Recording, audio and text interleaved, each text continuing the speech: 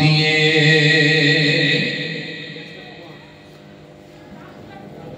এই কথা শুনছেন? এইবার আমরা যারা মুখে দাঁড়িয়ে রেখেছি মনে করেন, আমরা যারা মাথায় টুপি দিয়েছি মনে করে, জুম্মার নামাজ পড়েছি, আসর পড়েছি, মাগরিব পড়েছি, ইশা পড়েছি, আলহামদুলিল্লাহ আমরা যারা 5 ওয়াক্ত নামাজি আছি মনে করেন নামাজ আমরা পড়ি, কিন্তু ওই নামাজি লোকটার কাছে যদি এই আয়াতের দিকে লক্ষ্য করে যদি প্রশ্ন আসে, ও বান্দা তুমি না হয় নামাজ পড়েছ, কিন্তু তোমার বিবি বেপরদা হয়ে কেন ঘুরে বেড়ালো? তুমি কি একবার প্রতিবাদ করলে না কেন?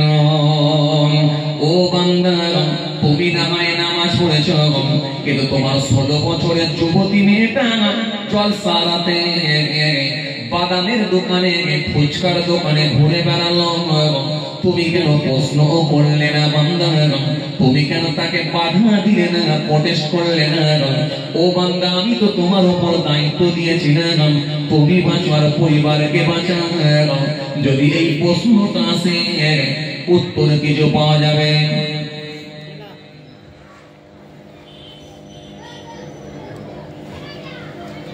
যদি প্রশ্ন করা হয় ও বান্দা বলো, তুমি না হয় নামাজ পড়েছ, তুমি না হয় দাঁড়িয়ে রেখেছ, তুমি না হয় টুপি পড়েছ, বান্দা সব মেনে নিয়েছি, কিন্তু তোমার 35 বছরের ছেলেটা সে তো হারাম খাদ্য খেয়েছিল, সে তো নামাজ পড়ে না, রোজা রাখে না, রাজনীতির সঙ্গে যুক্ত হয়ে হারাম খাদ্য ভক্ষণ করেছিল। ও বান্দা বলো বলো তাকে কেন তুমি তিনি শিক্ষা দিলে না? উত্তর কি পাওয়া যাবে?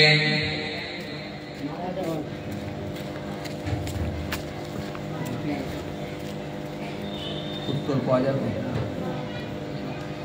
কিছু একটা ভাবনা চিন্তা করে বলে। একেবারে প্রশ্নপত্র দেখি বলছে আমার দ্বারা হবে, মনে করে চেষ্টা করে যে কোনো অ্যান্সার পাওয়া যাচ্ছে কিনা, 2-3 বার ভাবে, অন্তত নিজে না পারলেও হল ম্যানেজ করে। হল ম্যানেজ বোঝেন? হল ম্যানেজ বোঝেন? পেছনে ছেলেটা কি করছে দেখে মেরে দেওয়া, একটু হল ম্যানেজ করার চেষ্টা করে, এবার সরাসরি বলে দিচ্ছেন না পারবে না।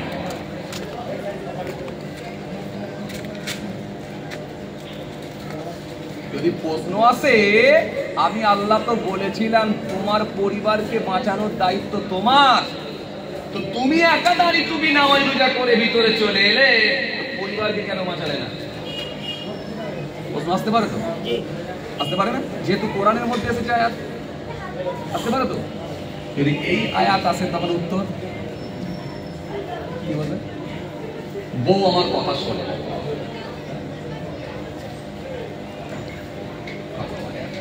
এটা বলবেন? হ্যাঁ, কিছু একটা বলতে হবে রে বাবা। আল্লাহ বউ আমার কথা শোনে না। সেদিন এক জায়গায় এই ওয়াজটা করছিলাম, এক লোক উঠে বলছে, হুজুর বউয়ের কোনো দোষ নেই, বউকে জোর করে বন্ধন করতে পাঠাচ্ছে, না করলে আবার মারছে। বউয়ের কোনো দোষ নেই, জোর করে বন্ধন করতে পাঠাচ্ছে, না করলে আবার মারছে। আপনি কেন বন্ধন টন্ধন চলে না?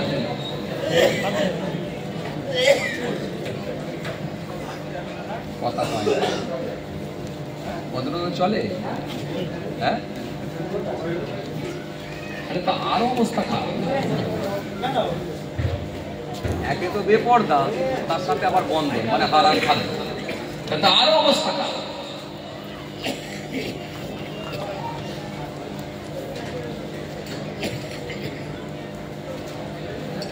কুরআন শরীফের মধ্যে সুন্দর করে বলেন, ইয়া আইয়ুহাল্লাযীনা আমানু কুলু মিন তাইয়্যিবাতি মা রাযাকনাকুম, ইয়া আইয়ুহাল্লাযীনা আমানু হে ঈমানদারগণ কুলু তোমরা খাও মিন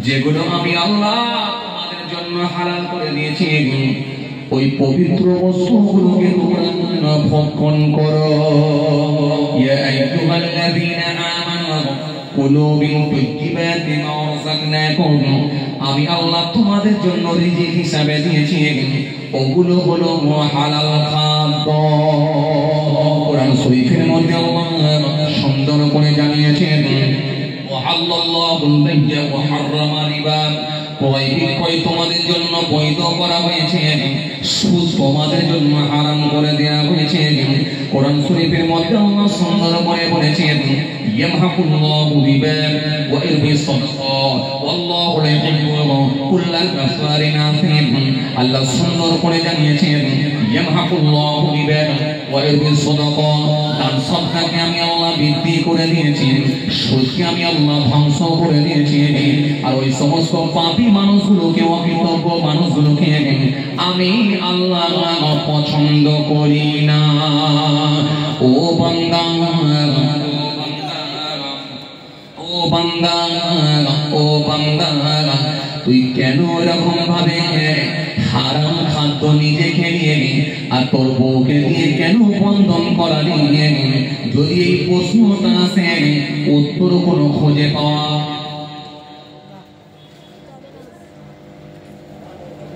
উত্তর খুঁজে পাওয়া কত সুৎখোর হায় রে হায় ঘুরে বেড়াচ্ছে কথা ঠিক কিনা বলবো সুদের টাকায় পাতলে করো ঘুষো ছাড়ো না দিন দুকিনা কে মরে খবর রাখো না সুদের টাকায় পাতলে করো ঘুষো ছাড়ো না দিন দুকিনা কে মরে খবর রাখো না তুমি ঘুষ খাইয়া বিচার করো সাজিয়া প্রধান তুমি কেমন মুসলমান কেমন মুসলমান তুমি কেমন মুসলমান কেমন মুসলমান তুমি কেমন মুসলমান তুমি কেমন মুসলমান এরকম সুদখোর ঘুষখোর এরকম মদখোর সমাজ এরকম অহরহ ঘুরে বেড়াচ্ছে কথা ঠিক কিনা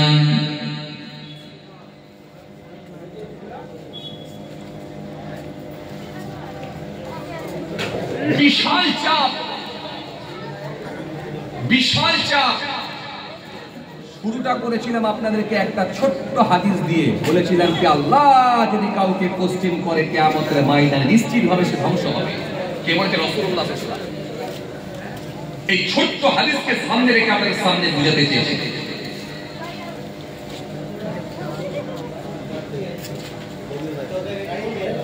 আরে আপনি করবেন আল্লাহ সন্তুষ্টির জন্য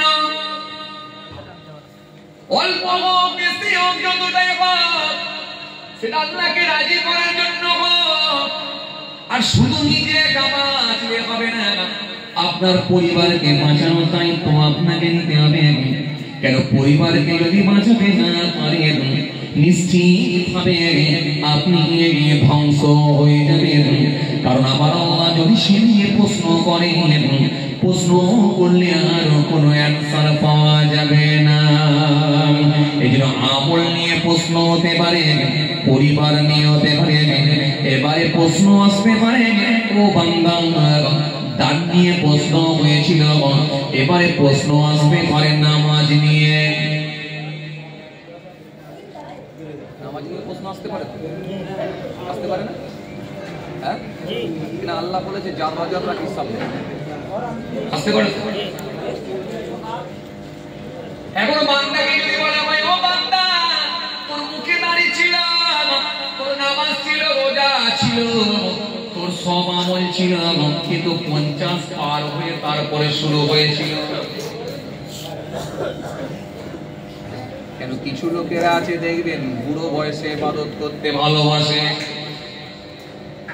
কথা বলছেন না কেন আছে না হ্যাঁ ইয়াং বয়সে যুবক বয়সে ইবাদতটাকে পছন্দ করে না জিজ্ঞাসা করলে বলছে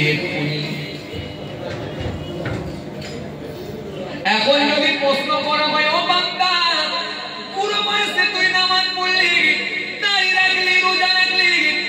আমার খাতায় দেখছি তোর নামাজের ভেতরে ফরজ ছেড়ে গেছে, তোর নামাজের ভেতরে ওয়াজিব ছেড়ে গেছে, তোর নামাজের ভেতরে মাকরুহ হয়ে গেছে। ও বান্দা তুই তো কিছুই বুঝলি না, বল। এমন মুরব্বী বুড়ো চাচা আছে দেখবেন নামাজের ফরজ জানে না, নামাজের ওয়াজিব জানে না, নামাজের মাকরুহ জানে না, নামাজ ভঙ্গের কারণ জানে না। এমনও কিছু বয়স্ক চাচা আছে না নাই? নামাজের ফরজ যদি ছেড়ে যায়, নামাজ ঘুরিয়ে পড়তে হয়। আর নামাজের ফরজ যদি ছেড়ে দেয়, নামাজ ঘুরিয়ে পড়তে হয়। আর নামাজের ওয়াজিব যদি ছেড়ে যায়, তাহলে আমার সিজদা দিতে হয়। নামাজের যদি ওয়াজিব ছেড়ে যায়, তাহলে সিজদা দিতে হয়। সমাজে এমন কিছু নামাজি, এমন কিছু দাঁড়িয়েওয়ালা আছে দেখবেন নামাজের ফরজও এরা বোঝে না, ওয়াজিবও বোঝে না, নামাজের ভঙ্গের কারণও বোঝে না, কিছুই এরা জানে না, অথচ নামাজ পড়ছে। কথা ঠিক কিনা?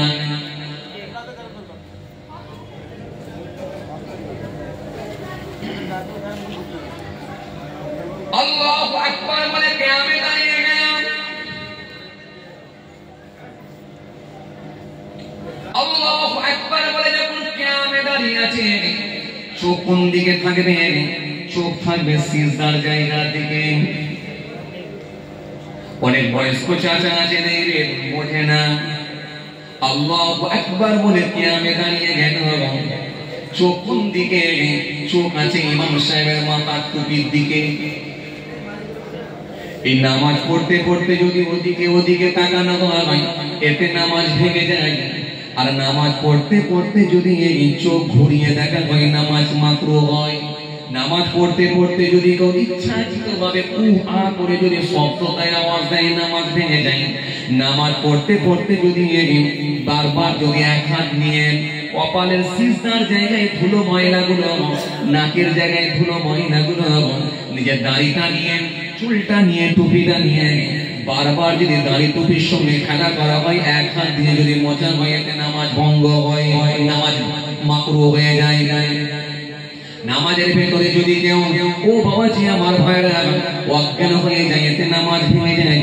আর নামাজের ভেতরে যদি কেউ নিজের জামার হাতাটা, পরনের কাপড়টা যদি গুড়িয়ে রেখে নামাজ পড়ে, নামাজ মাকরুহ হয়। নামাজের ভেতরে যদি আল্লাহু আকবার বলে যখন নামাজ শুরু করে, তার দিকে যদি কোনো ছবি থাকে, দীঘায় বেড়াতে গিয়েছিল, ফ্যামিলি নিয়ে বেড়াতে গিয়েছিল, সেখানকার ফ্যামিলি নিয়ে যখন বেড়াতে গিয়েছিল দীঘায়, নিজের ছবি, বইয়ের ছবি, ছেলে মেয়ের ছবি, পুরো ছবিটা একটা ছোট্ট সুন্দর করে একটা ছোট্ট বাবাজি আমার ভাইরা প্রেমের ভেতরে রেখে বাঁধিয়ে রেখেছেন। এই ছবির সামনে যদি দাঁড়িয়ে নামাজ পড়া হয়, এই নামাজটা মাকরুহ হয়ে যায়। নামাজের ভেতরে যখন কেরাত পড়বে, এই কেরাতটা এমন ভাবে পড়িব, এমন ভাবে পড়ে ফেলাম, কেরাত এমন ভাবে পড়া যাতে করে কেরাত পড়ার সাথে সাথে তার মানেটা পাল্টে যায়, মানেটা পাল্টে যায়। জামারের জায়গায় জের, জেরের জায়গায় পেশ, পেশের জায়গায় জবর যদি লাগিয়ে দেওয়া হয়, অর্থের পরিবর্তন ঘটে। নামাজ ভঙ্গের যে কারণগুলো রয়েছে, তার মধ্যে একটা কারণ হলো যদি অর্থের পরিবর্তন ঘটে যায়, এতে তার নামাজ ভেঙে যায়। কথা বুঝতে পারছেন বাবা? হ্যাঁ, এই কথা কিছু বুঝতে পারছেন? হ্যাঁ,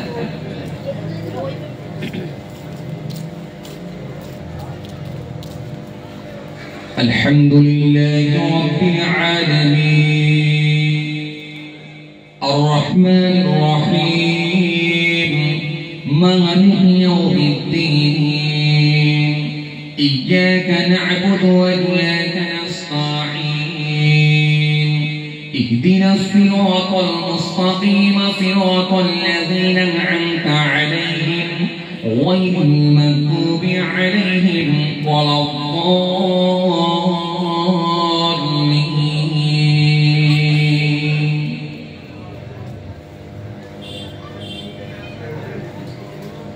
الحمد لله رب العالمين সমস্ত প্রশংসা সে আল্লাহ তাআলার জন্য যিনি সারা জাহানের রব আর রহমান রহিম, তিনি বহুত মেহেরবান দয়ালু, মালিক ইয়াউমিদ্দিন, তিনি বিচার দিনের মালিক। ইয়্যাকা না'বুদু, আমরা শুধু তোমারই ইবাদত করি, ওয়া ইয়্যাকা নাস্তাঈন, তোমারই কাছে সাহায্য চাই। ইহদিনাস সিরাতাল মুস্তাকিম, তুমি আমাদেরকে সহজ সরল পথ দেখাও। সিরাতাল লাযীনা আন'আমতা আলাইহিম, ওই সব লোকেদের পথ দেখাও যাদেরকে তুমি নিয়ামত দিয়েছো। গায়রিল মাগদুবি আলাইহিম ওয়ালাদ-দাল্লিন, যাদের উপর গজব পড়েনি, যারা পথ হারা হয়নি, পথভ্রষ্ট হয়নি, যারা গোমরা হয়নি। তাহলে এই যে সূরা ফাতিহা, এর একটা সুন্দর অর্থ মানে আছে, মানে আছে। এইভাবে প্রত্যেকটা সূরা, প্রত্যেকটা আয়াতের মানে আছে। এখন মনে করুন কিছু বয়স্ক লোকেরা দেখবেন ছোট সূরাগুলোকে মুখস্থ রাখতে পছন্দ করে। সূরা ইখলাস হতে পারে, সূরা লাহাব হতে পারে, সূরা নাস হতে পারে, সূরা ফালাক হতে পারে। এখন এই যে সূরা ইখলাস, কুল হুয়াল্লাহু আহাদ, আল্লাহুস সামাদ, লাম ইয়ালিদ ওয়া লাম ইউলাদ ওয়া লাম ইয়াকুল লাহু কুফুওয়ান আহাদ। কুল হুয়াল্লাহু আহাদ, বলো সে আল্লাহ বলেন এক বা একক। আল্লাহুস সামাদ, তিনি ভেরিয়েন্স কারো মুতাফিক ছিল। লাম ইয়ালিদ, তিনি কাউকে জন্ম দেননি। ওয়া লাম ইউলাদ, তিনি কারো জন্মিত নন। ওয়া লাম ইয়াকুল লাহু কুফুওয়ান আহাদ, আকাশ জমিনে আল্লাহর সমকক্ষ আর কিছু নাই। এই কুল হুয়াল্লাহু আহাদ, বলো সে আল্লাহ বলেন এক। এখানে দেখেন বড় কাপ লাম কুল, এই বড় কাপ লাম কুল, এই কুল না পড়ে আপনি বলেন কুলু আল্লাহু আহাদ। বুড়ো বয়সে প্র্যাকটিস, তো বুড়ো বয়সের প্র্যাকটিস আর বাচ্চা বয়সের প্র্যাকটিস তো আলাদা হবে, হবে না? এই যে আপনি বাচ্চা বয়সে প্র্যাকটিস করেছেন, সে মাত্রায় শুদ্ধ করে একেবারে সঠিকভাবে আপনি পড়ার চেষ্টা করেছেন বা প্র্যাকটিস করেছেন, মাত্রা ঠিক রেখেছেন, হ্যাঁ, উচ্চারণ ঠিক রেখেছেন। আর বৃদ্ধ বয়সে পড়া, বুড়ো বয়সের পড়া দুটো এক হয়? আপনি পড়ে ফেলেছেন কুলু আল্লাহু আহাদ, আল্লাহুস সামাদ, এই যে পড়ে ফেললেন, বলবো এই যে পড়ে ফেললেন কুলু আল্লাহু আহাদ, যেখানে ছিল বড় কাপ লাম কুল, সেখানে আপনি ছোট কাপ লাম কুলু।